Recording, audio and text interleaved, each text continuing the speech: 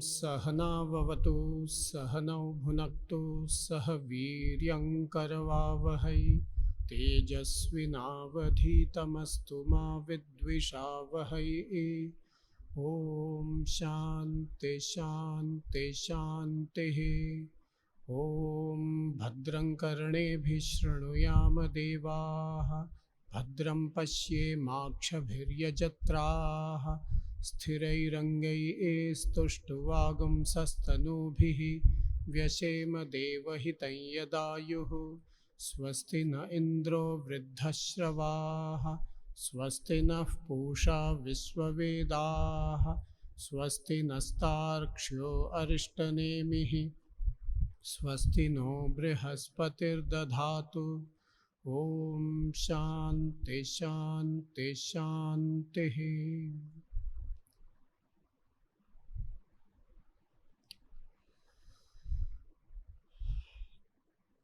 So the today's topic is the theme of the Upanishads.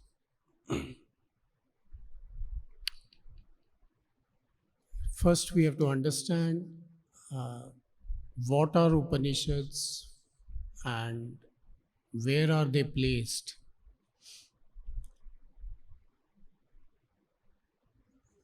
There is one body of knowledge called the Veda.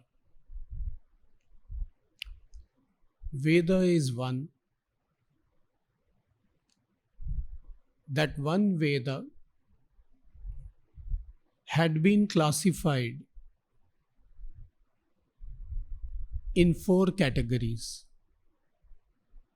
Listen very carefully, because throughout the internet, wherever, all the books, wherever you read, there are 4 Vedas. The Rig Veda is the oldest, and then came the Sama Veda, then came Yajur Veda, then finally came Atharva Veda, and the Rig Veda is oldest, 3000 years old. These are not facts. These are pure nonsense. Why nonsense? Because the compilation of the Vedas, compilation, you understand, it's not creation. Veda Vyasa, he didn't create Vedas. Vedas were already existing. He collected all the Vedas and then classified into 4 categories. So collecting and compilation means things were already existing. So if he did the compilation 5000 years back, which is almost a historical fact, with plus minus few years error may be there, then how can you say Vedas were written 3000 years back? So as soon as I read this, immediately I am put off and I just skip. Whereas people take it as the truth. Even though what I am saying, that part also they know. I am not saying something new. Veda Vyasa didn't write the Vedas. He wrote Mahabharata. He created Mahabharata. He didn't create the Vedas. Vedas were existing.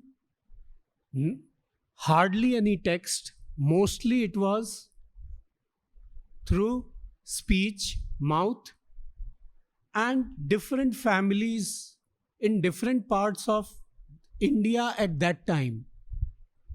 Listen very carefully. India at that time, not the present day India.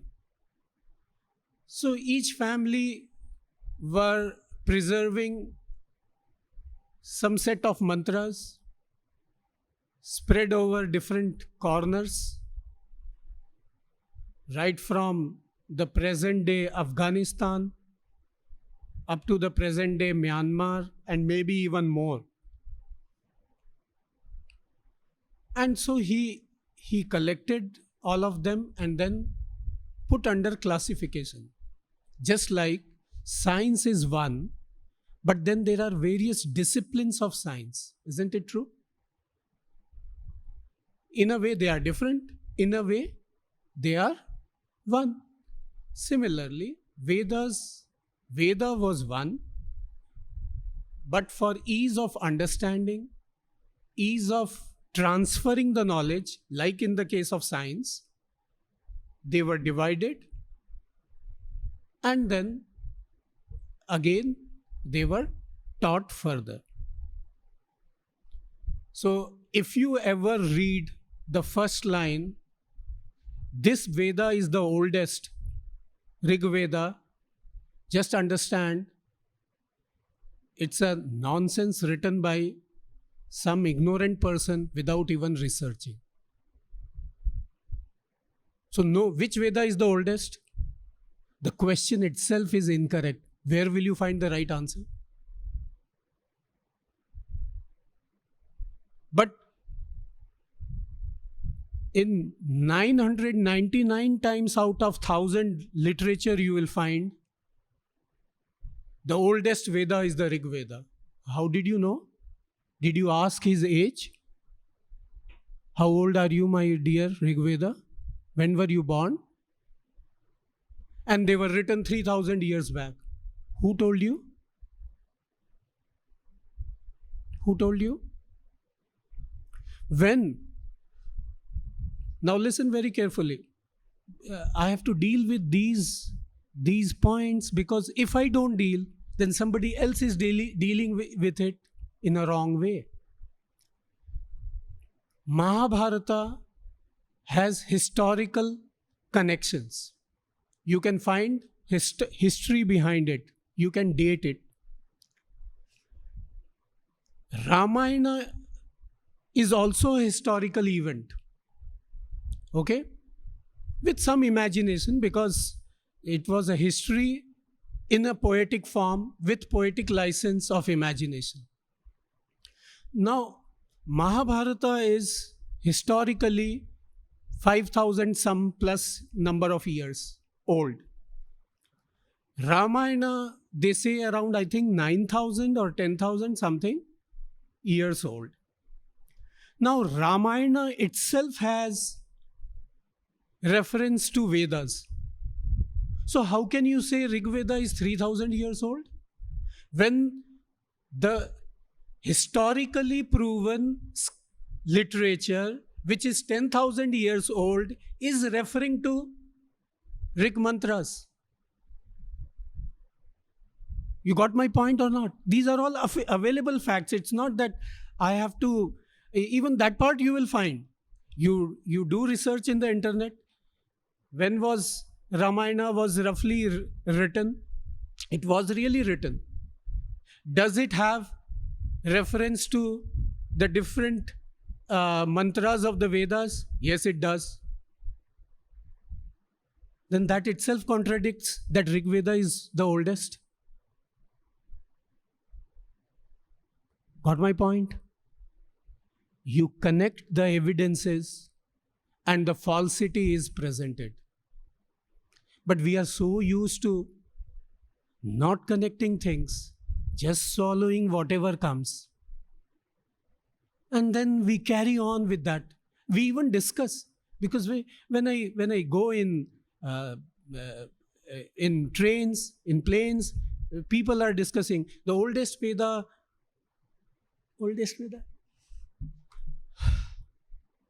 I feel like saying, wait, I have to say something.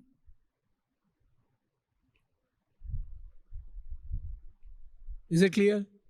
There is no oldest Vedas. Now, in that one Veda classified as 4, each Veda is again loosely classified in 3. Again, I'm saying loosely because there are a lot of exceptions, lot of overlaps. But for the sake of understanding, we first try to classify, then we try to explain the overlaps and all. Because otherwise, how do we proceed? Without classification, difficult to proceed. So then each Veda is loosely further classified as Samhita, Brahmana, and Aranyaka. I'm saying loosely because there are so many exceptions and there is so much of overlap. So Samhita, Brahmana, and Aranyaka. And again, loosely speaking, I'm very careful with my words. Again, loosely speaking, it is in the Aranyaka portion, most of the times the discussions are different. Samhita predominantly, mark my words, each word, predominantly, loosely. Why? Because there is no watertight compartment there. So Samhita predominantly consists of mantras, prayers, which are used in rituals, homams, etc. Brahmana predominantly consists of the methodology of using the mantras, the sequence of using the mantras, and how to go about the ritual. What to be done first, what to be done at the end, what in the middle, what are the steps, etc., etc., etc. And Aranyaka predominantly consists of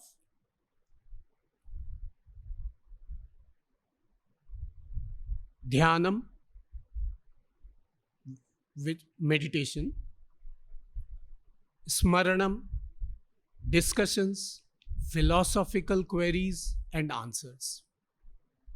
But there is always a huge overlap. Then, whatever portions of Vedas which are available now, because there are many branches which are not available anymore. They are lost due to whatever reasons. Whatever is available, from that we can safely say, okay, not exactly say. Very careful, because there is always a margin of error. 60, 70 or even 80% of the Vedas, I can safely say, 60 to 80% of the Vedas, I can safely say, consists of material which is for rituals, for fulfilling our artha and kama desires. Artha is security, kama is different types of desires within the boundaries of dharma. And only 20 to 40% consists of the philosophical part. Is it clear? I always used to wonder why so much of emphasis is given on the rituals, on the fulfillment of desires, fulfillment of security. Security means money, power, name, fame, etc. All of it comes under security. And desires means so many other kinds of desires. I should have good children. I should have pleasant atmosphere around me, pleasant surrounding. People should be pleasing with me, etc., etc. There can be n number of desires. So Vedas do prescribe so many methods to fulfill these desires. And I am not shy here because I am speaking the truth. Even portion of Vedas have mantras for the negative desires. What are the negative desires? I want to kill this person. I want to destroy this person. I want to harm this person. Even though those mantras are there. Oh, Vedas have negative things also. Whatever is the human emotion, jealousy, the first and foremost of the hidden negative emotion, which drives all other emotions. Is a human being free from it? Revenge. I am helpless, suppose, and some powerful person comes and hits me, kills my people around, drags me. Won't I have that feeling of revenge? How to stop it and how to take revenge for this? That's natural human emotions, and they are all validated by the Vedas. And there are enough mantras to all the black magic which we hear of, at least in this region of the world, has the roots in the Vedas. In fact, that Veda itself was classified separately and it was called Atharva Veda. It also has medicines. It also has medicines against the vaccines, like against poison and so many other things which you are bitten by some snake or some poisonous creature in the wild. So there are solutions to that. So it deals mostly with that. So Atharva Veda mostly for that. So this is the Vedas which deals with human emotions, validates the human emotions, and gives 60 to 80% of its content for these emotions. And then it talks about the philosophy. Do you understand? Now, why this major chunk to human emotions and why so little to the deeper questions of life? Because that is what is the requirement of the world at all times. Unless these basic emotions are dealt with, we have a story. I don't know how to explain you that story. Khatte angur, sour grapes. All the Indians will understand this. You can search in the internet and find out that story. We will be living with that sour grapes syndrome if up to certain point the desires are not fulfilled, our emotions are not satisfied, and we forcefully push ourselves into the so-called spirituality. Is it clear?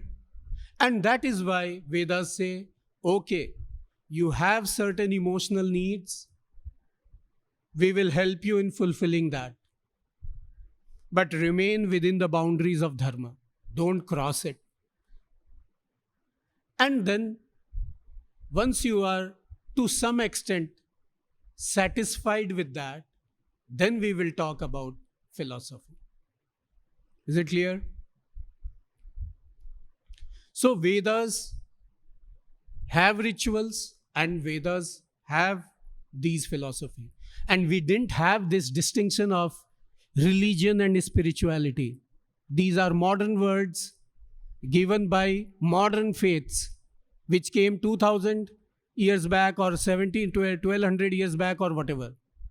For us, everything, religion and spirituality is intertwined, taking care of human emotions without neglecting them, and yet putting a boundary of dharma everywhere. Is it clear? Now, when these desires or emotions are, I won't say even desires, I will have to say emotions, because I am talking of even negative desires. killing, harming, taking revenge, etc., etc. They are satisfied to some extent. Then it makes sense to talk about philosophy. Otherwise, as I said, sour grapes, you are neither here nor there. Nothing you achieve. And so it is very important. If you have desires, yes, fulfill it. But there is a clause, disclaimer, fulfill it with some limits. And side by side, you meditate, you do smaranam, you think, you discuss, etc. Now, many of the Upanishads come from the Aranyaka portions. Samhita, Brahmana, Aranyaka. The later part of the Vedas. Anta. Vedasya Anta. So they are also called Vedanta. Is it clear? But then it's a loose terminology. You can't take it very literally because many Upanishads are there in the Samhita portion, even in the Brahmana portion, and of course in the Aranyaka portion there are a lot many. Is it clear? Am I clear up to this point? So misconceptions have to be pinpointed and challenged. And what I am saying is with evidence. When I don't have evidence, I say this is my conjecture. When I have evidence, or if I have loose evidence, then I say I give it a range. But I don't talk loosely without evidence. Because that is causing problem. And you will pass it on to the next generation, the same fact or same nonsense with some added nonsense. And then you have Kashmir files. Your children won't be able to answer. So they will say we are leaving. Then you say, oh God, what did we do? You didn't do anything. Yes, we didn't do anything. Oh, you are not understanding. What you had to do, you didn't do. That is why this is happening. You know how to fulfill demands of your children. Like Dhritarashtra and Gandhari. But you have not taught the children to fulfill your demands. The legitimate ones. Do you understand? You say that yes, your birthday, what do you want? They will say, I want a cake, I want a holiday, I want this, I want that gift. Fine. But did you say that, okay, since it is your birthday, now I want you to come and attend this lecture?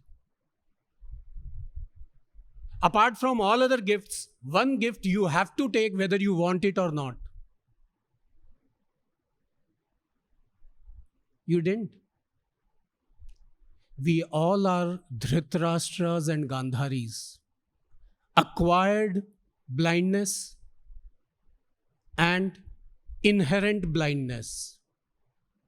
Gandhari is the symbol of acquired blindness and Dhritarashtra is the symbol of inherent blindness, especially towards children. Otherwise, Gandhari was so wise. For others' children, she knew what is to be done and what not to be done, which we all know. But when it comes to my children, I suddenly forget all the rules. All my wisdom goes away. So that is there. And we perpetuate that. It had been always there, and we perpetuate. And we never learn. And so, then we have Kashmir files. Not only Kashmir files, because of Kashmir files, we also have Kashmir. I hope you understood. So, this is how it proceeds. Now, the subject matter of the Upanishads. The main subject matter of the Upanishad is, what is this world? What is its relationship with its source, if there was a source? Is there something called a creator? If there is a creator, what is the connection between the creator and the created? Where do I fit into this scheme of things between the creator and the creation? If at all there is a creation, if at all there is a creator, because I can't say if at all I am there, I am already there. So, this is the common theme. Relationship, my relationship with this entire world and with some supreme power, because I do encounter experiences which goes beyond my logic many a times, and I choose to ignore it. So that keeps pointing me that there is something bigger than me, bigger than what I see. Always. I plan something, something else happens. I'm sure about something. Many times my surety is okay, it works out. But many a times it doesn't work out. We are taught success stories. Correct? This person became successful going there. Person became successful joining this company. This person became successful starting this startup. But for every one success story, there are at least I tell you, 10 failure stories. Are we taught about them? No. Correct? So, Aranyaka and I'm coming to that point. So there is something bigger than what I can see. And I am bored myself saying this again and again, but I feel it is important to repeat it at every forum. What is the world we know? Whatever these our 5 senses give us, that much world we know, isn't it? But we also know we see only a small band of frequencies, which we call as colors. We hear only a small bandwidth of frequencies, which we call sound. We feel only a few thousand sets of chemicals, which we call as taste and touch, etc. But we know there is much more beyond that. In fact, much more means infinitely more than what we can see, hear, feel, etc. We know that also. But we behave as if they don't exist. But they do exist. So, the thing which is not known to me is more than what is known to me. Think about it. And yet I take pride in things known to me. Whereas the unknown things may have bigger influence over the known things, which I ignore. And that is where disappointments come. That is where frustration comes. And that is where you come to me. Had it not been there, nobody would come. What do you gain out of? You tell me, what do you gain in this lecture? Will your stock market rise? Will your gold bullion will decrease to buy new fresh ones? Will you get some transfer which you have been waiting for, or for yourself or your son-in-law or daughter-in-law? Will your knee pain go away? It may increase because you have to sit. Then why are you here? Nothing you gain. But because the creation is such, it made us heavily dependent on a small bandwidth of frequencies, and the remaining frequencies which is beyond my reach, it keeps hitting me, beating me, sitting at me. That drives me to seek solutions, to seek answers. That is why a few people are here in this hall. Otherwise, even they need not be here. Because what do you gain? Nothing. Correct? So, Upanishads deal with the topic of myself, the supreme power, or whatever unknown power, let me put it that way, which acts like supreme, and this world, visible world. So it gives that connection. And there are more than 100 popular Upanishads. I won't use the word popular, I take my words back. More known Upanishads. Let me put it this way. More than 100 of them. Out of those more than 100, some 10-15 of them are more popular because they are more coherent and they appeal to logic better. So they are popular. And among those 10-15, some 10 of them have been commented upon, very long commentaries, volumes and volumes, by Adi Sankaracharya, and then later on many other acharyas, including Sri Aurobindo. And the 10 in which Adi Shankaracharya commented upon, so they are Isha Upanishad, Kena Upanishad, Katho Upanishad, Aitareya Upanishad, Taittiriya Upanishad, Prashnopanishad, Mundaka Upanishad, Mandukya Upanishad with Karika, Chandogya Upanishad, and Brihadaranyaka Upanishad. And on which Sri Aurobindo commented, those Upanishads, they are Kena Upanishad, Katho Upanishad, Mandukya with Karika, Mandukya Upanishad with Karika, Aitareya, Taittiriya, Sweta Svetara, which is on which we don't find Adi Shankaracharya's commentary.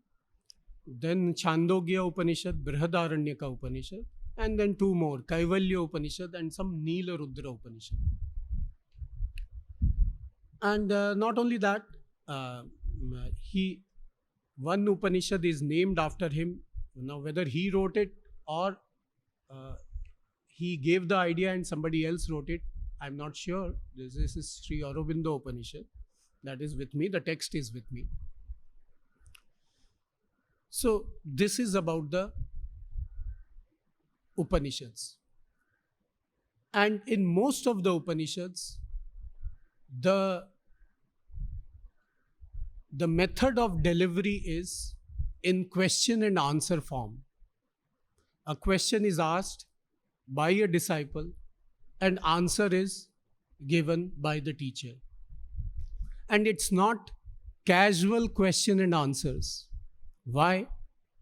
Because in most of the Upanishads, I find this common trait. It's not the disciple who tests the guru.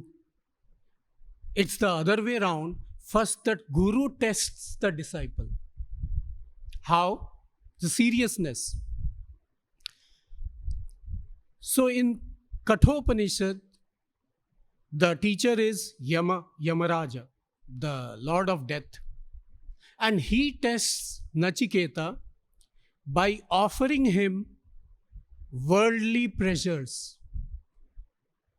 He says, you don't ask this question, Nachiketa, about what happens after death.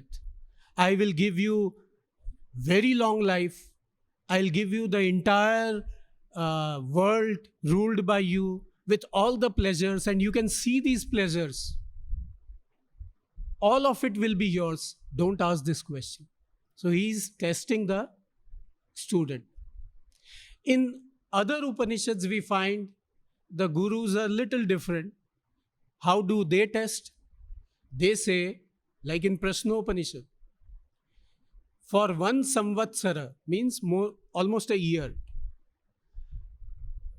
lunar year, one complete lunar year, which is close to solar year.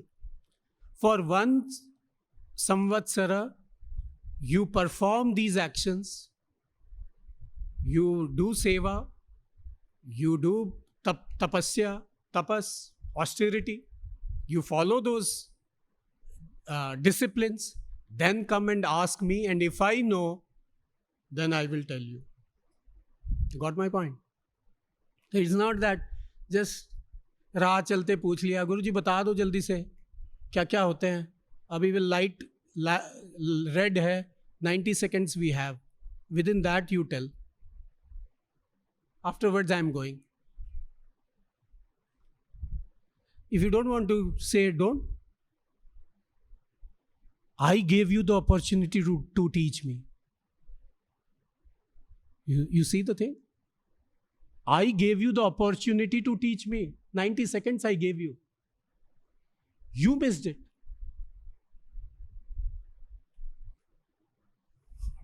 What can we say?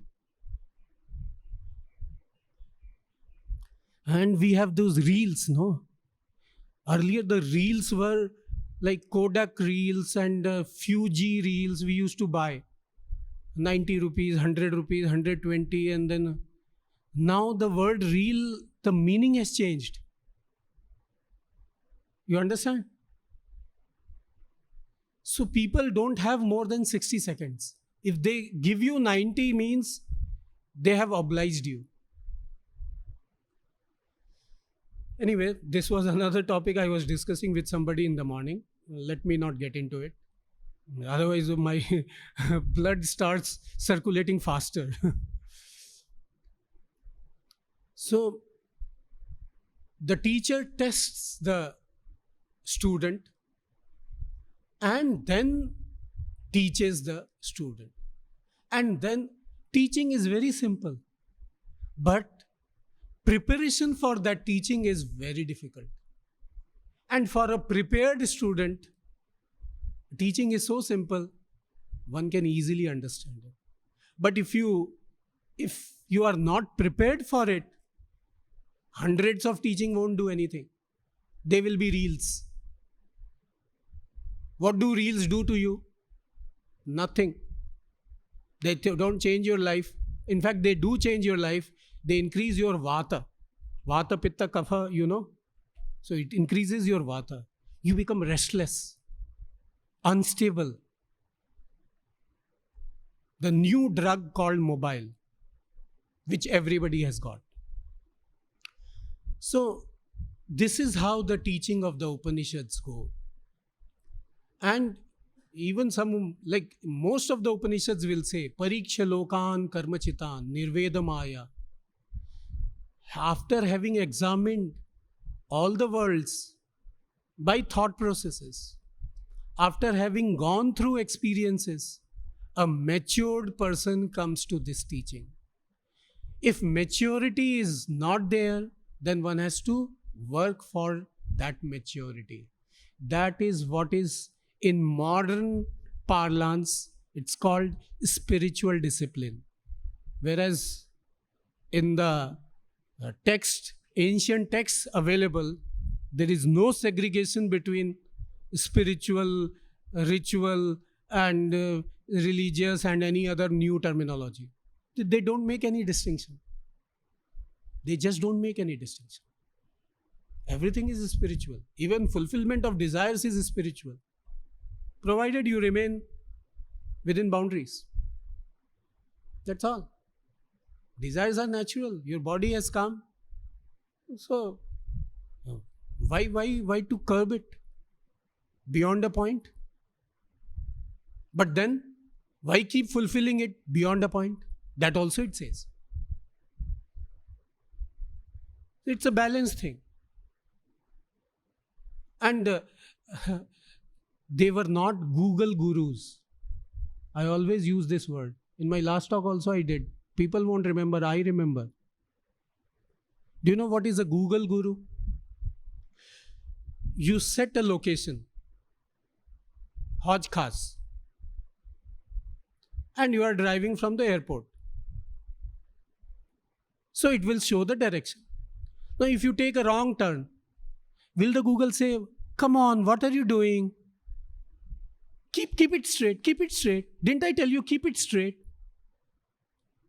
It will recalculate and it will give, okay, take a turn after 300 meters.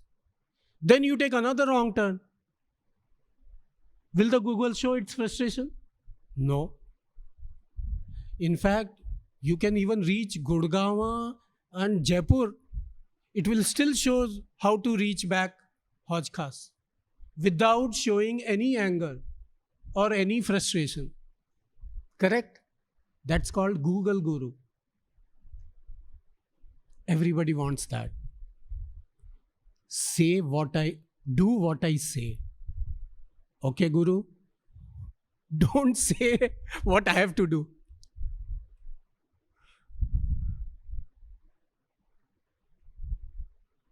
That's why the halls remain empty.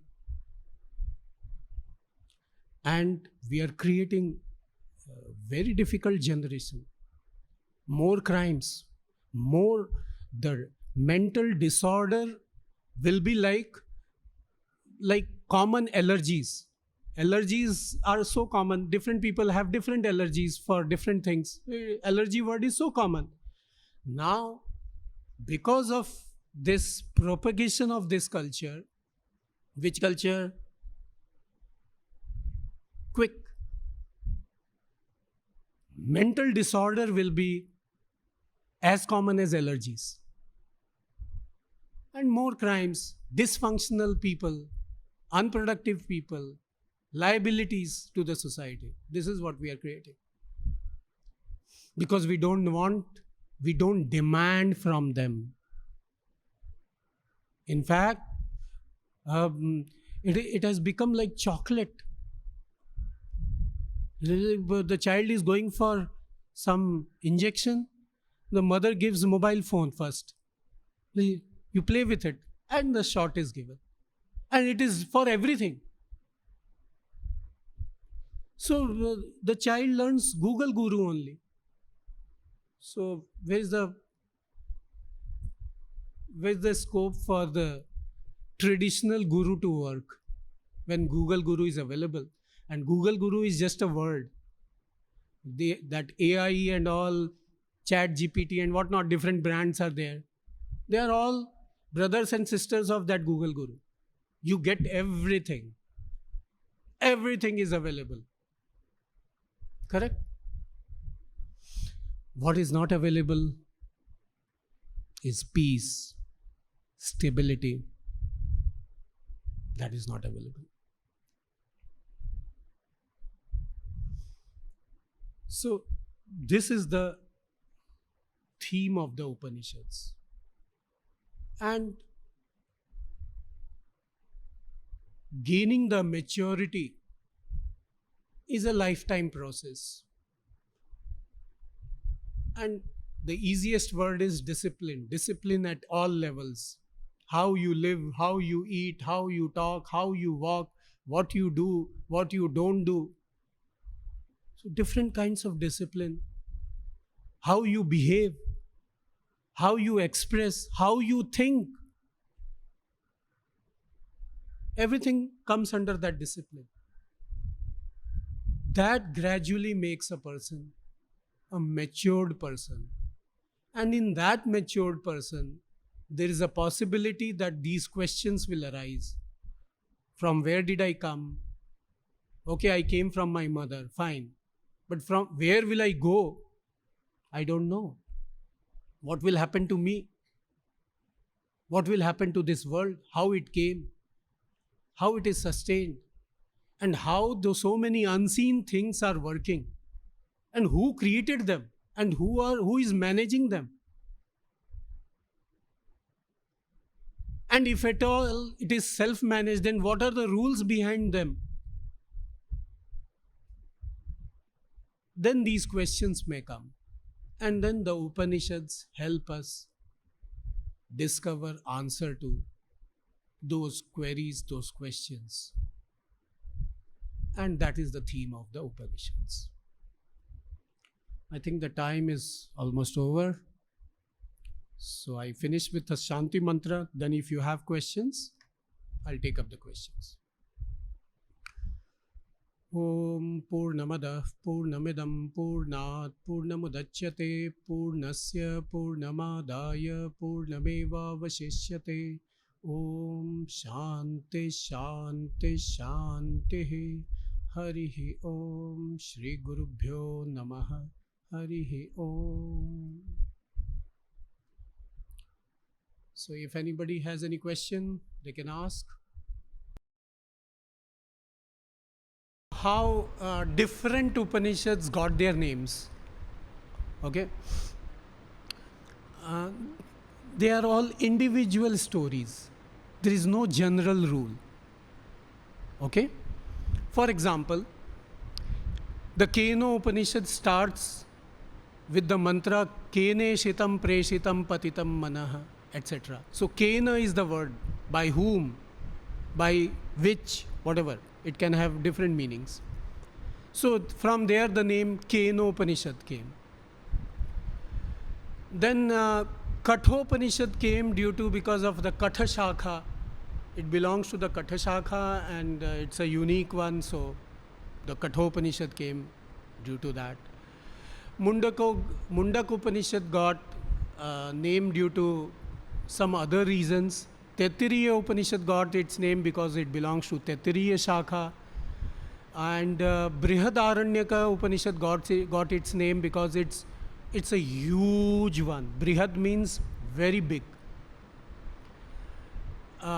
So different Upanishads got their names due to different reasons. So I cannot give a general rule how the Upanishads got their names. Got your point? Ishavasya, because first Ishavasya Idagam Sarvam, so because of its name. Just like Keno Upanishad, Ishavasya Upanishad also has the same reason for its name. First word is matching with the name of the Upanishad.